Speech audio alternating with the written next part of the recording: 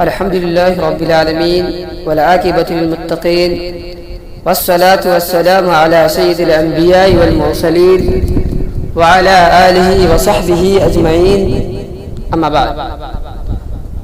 محترم میرے بھائیوں، آئیے ہم آج بات کرتے ہیں کہ جمعہ کے دن سورہ کہف پڑھنے کی کیا فضیلت ہے.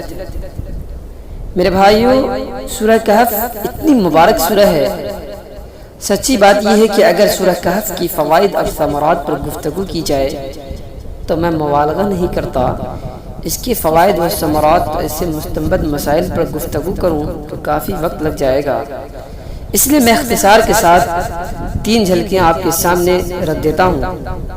رسول اللہ صلی اللہ علیہ وسلم نے فرمایا، راوی حضرت سعید خدری رضی اللہ عنہ ہے، وہ کہتے ہیں کہ رسول اللہ صلی اللہ علیہ وسلم نے فرمایا، من قرأ سورة الكهف في يوم الجمعة غاله من النور ما بين الجمعتين. یعنی جو شخص جمعہ کے دن سورہ کہف پڑھ لے، اس کو اللہ تعالیٰ اگلے جمعہ تک اس کی زندگی میں روشنی پیدا کرتا ہے، اور اس کی سوچ بھی روشن، اس کی نیت بھی روشنی، اس کے ارادوں میں بھی روشنی، اس کی تصورات روشن وغیرہ. اور یہ ہم سب کو ضرورت بھی بہت ہے. میرے بھائیوں، دوسری حدیث میں نبی کریم صلی اللہ علیہ وسلم نے فرمایا، من قرأ سورة الكهف في يوم الجمعة غفر له ما بين الجمعتين وفضل 3 أيام. یعنی سورہ کہف جو جمعہ کے دن پڑھ لیتا ہے تو اللہ تبارک و تعالی 10 دنوں کے گناہوں کو معاف کر دیتا ہے. اللہ اکبر، کتنی فضیلت ہے اس سورہ کو پڑھنے میں. اللہ تعالی ہم تمام مسلمانوں کو اس سورہ کو پڑھنے کی توفیق دے.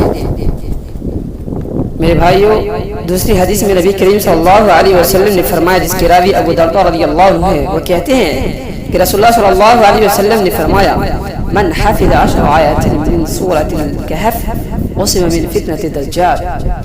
اس روایت سے پتہ یہ چلا کہ جو سورہ کہف پڑھ لے یا اس کی پہلی آیات یا پھر آخری 10 آیات کو یاد کر لے تو اللہ تبارک و تعالی اس کو دجال کے فتنوں سے محفوظ فرمائے گا.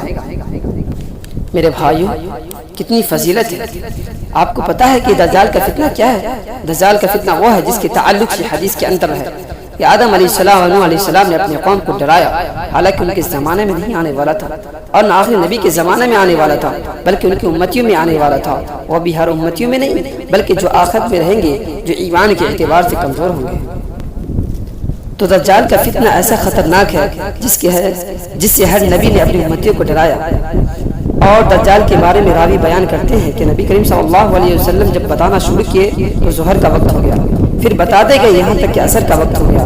جب پوری باتیں بتا دی تو ہم اتنے خوفزدہ ہو گئے، اتنے ڈرنے لگے کہ جب کسی جھاڑی کے پاس گزرتے تھے تو اتنا ڈر لگنے لگتا تھا کہ کہیں دجال نکل کر نہ آ جائے.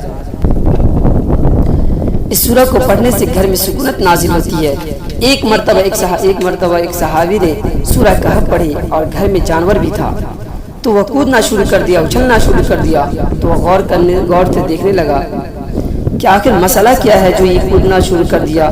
یعنی میں قرآن پڑھ رہا ہوں اور قرآن پڑھنے سے تو سکونت ملتی ہے، تو پھر یہ جانور پریشان کی اچھل کود کیوں رہا ہے؟ تو انہیں ایک بادل نظر آیا جس نے اسے ڈھانپ رکھا تھا.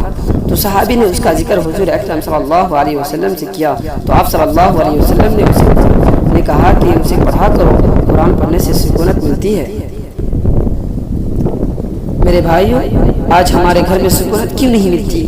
بہت سارے وجوہات میں سے ایک وجہ یہ بھی ہے کہ ہم اپنے گھروں میں میوزک کی آواز تو دن رات بلند کرتے ہیں، فلم اور گانے سے گھر کو گونجتے رہتے ہیں، لیکن قرآن کی تلاوت سے کوسوں دور رہتے ہیں.